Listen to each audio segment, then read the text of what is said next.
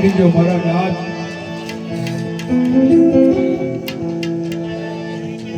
હા ભગત, ભક્તો માટે સદાય ગુના માફત હોય છે, કારણ કે મારા ભક્તો તો મારા રૂપિયામાં વસતા હોય છે.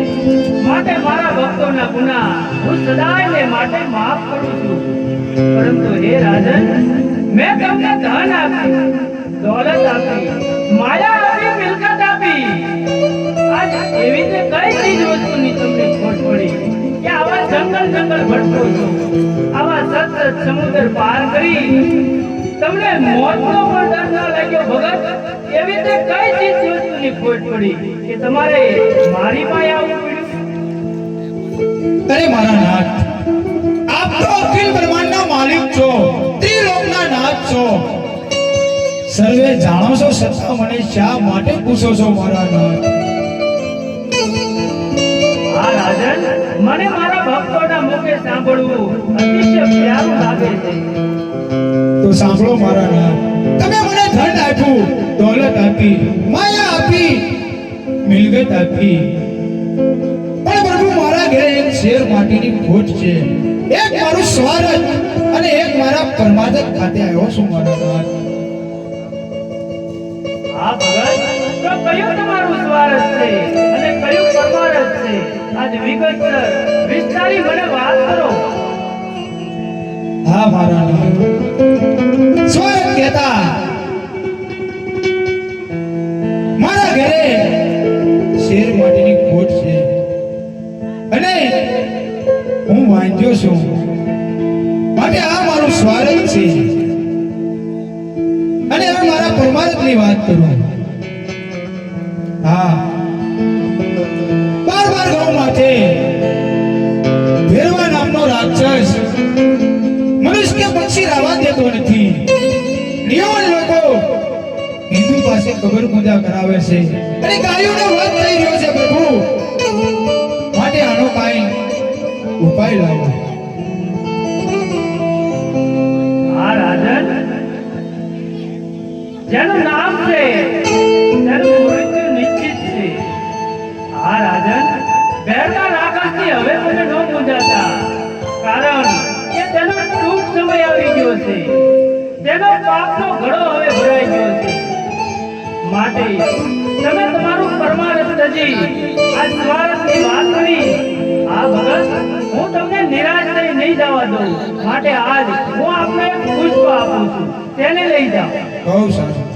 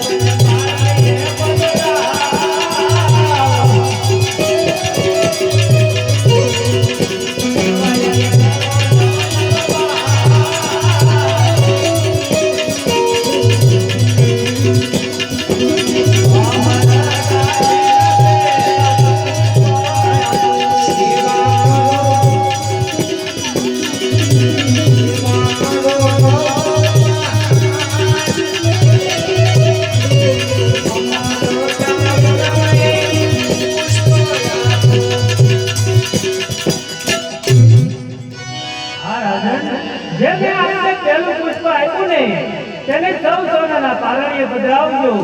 નર નારી વિના સંકોચ 9 માસ સુધી તે પુષ્પની સેવા કરજો. 9 માસ પૂરા થાય એટલે આપને પુત્રની પ્રાપ્તિ થાય છે રાજન. પછી તમને પોકરણ ગણમાં તો નહીં, પણ આખી મારમાં કોઈ વાંજિયાના મેળા નહીં બોલે. આ મારું વચન છે ભગત.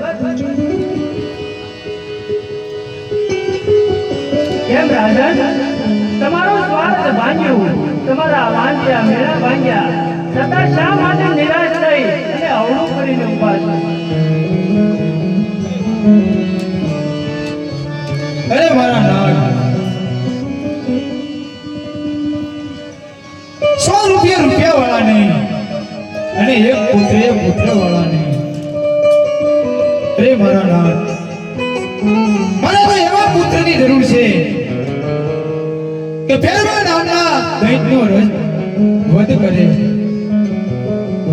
અને અમારી કાયાનું કલ્યાણ થાય. અરે મારા નાથ, માટે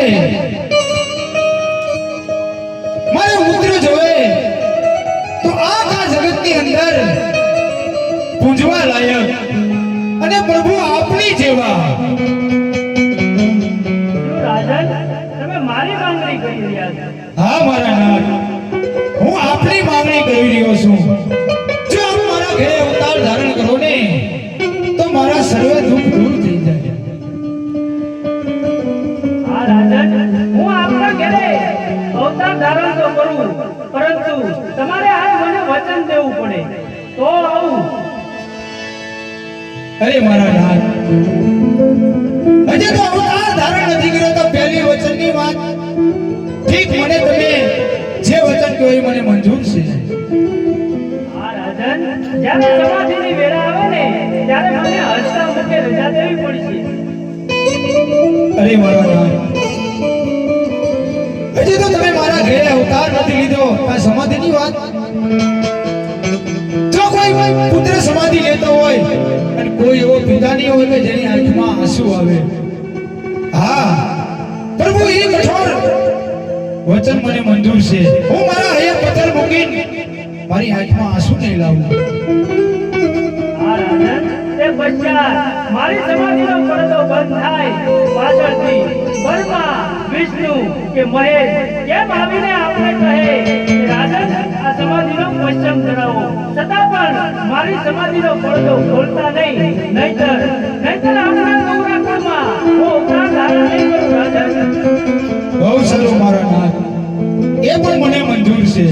હા રાજન, મારી સમાધિની વેળાએ આપની આંખમાં આંસુ ન આવે એનો મને કોલ આપો. અરે મારા નાથ, મારી આંખમાં આંસુ ન આવે ને એનો તમને હું જમણા હાથનો કોલ આપું છું. ધન્ય છે રાજન, તમારી ભક્તિ ધન્ય છે. આ મૃત્યુ લોકના માનવી તમે જીત્યા અને હું આવ્યો.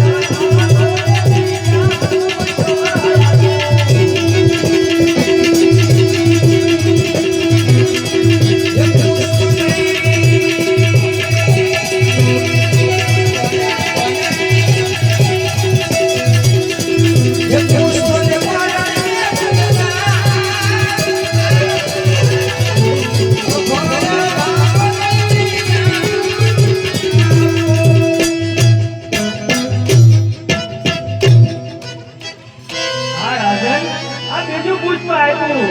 તેને પણ તે કારણિયામાં પધરાવજો.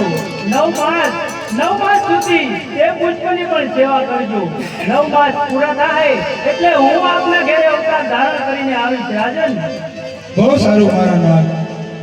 હા, તમે પહેલું પુષ્પ આપ્યું એના મારે નામ શું રાખવા? એ કુંવરનો જન્મ થાય એટલે મારે એના નામ શું રાખવા? આ રાજન, જે પહેલું પુષ્પ આપ્યું તે બીજું કોઈ નહીં પણ મારીતા મોટા કહેતા હળધારી બળરામ તે આપના ઘેરે આવશે. એનું નામ વિરમદેવ રાખી દેજો. બહુ સારું મારા નાથ. જ્યારે આપ મારા ઘરે અવતાર ધારણ કરવો અને માટે પ્રભુ મારે આપના નામ શું રાખવા? આ રાજન, જ્યારે મારી નામ રાખવાની વેળા આવે ત્યારે મારું નામ હું તમને કહું તે પ્રમાણે રાખજો. કારણ કે આખા જગતમાં જે કોઈ મારા ભક્તો મારા નામના જાપ જપશે પીર જેવું નામ રાખજો. તેથી કરી સદાય માટે હું મારા ભક્તોની પીડા હરીશ. અને હા રાજન, આ કળાકળ કળયુગમાં મારા ભક્તોને તારવા, પાપીઓને મારવા હું દ્વારકાનો નાથ પોખરાણ ગઢનો પીર થઈને આવીશ.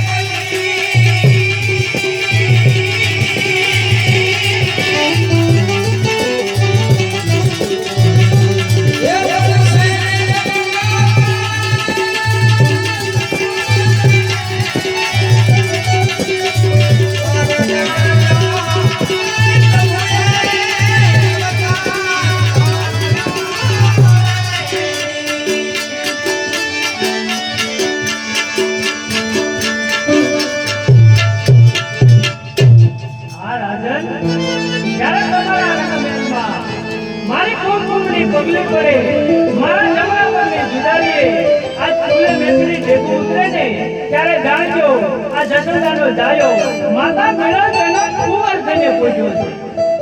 બહુ સારું